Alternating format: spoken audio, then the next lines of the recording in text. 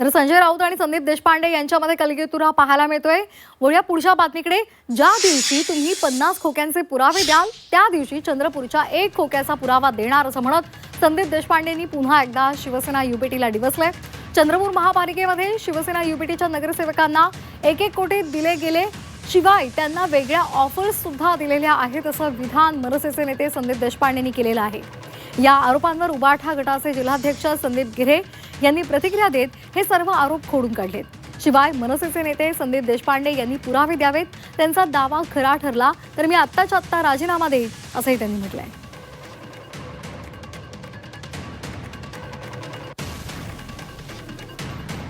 तर संदीप देशपांडे यांनी काय म्हटलेलं आहे ट्विटमध्ये आपण एकदा पाहूयात।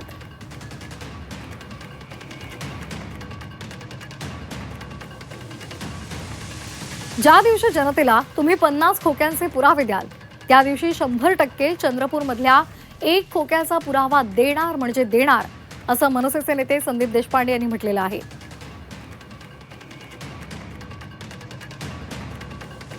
संदीप देशपांडे असं बोलतात की पैसे घेतले गेले 1 कोटी रुपये आणि त्याचे पुरावे आम्ही देऊ तेव्हा तुम्ही 50 खोक्यांचे पुरावे द्या। 50 खोक्याचे पुरावे कोण मागताय?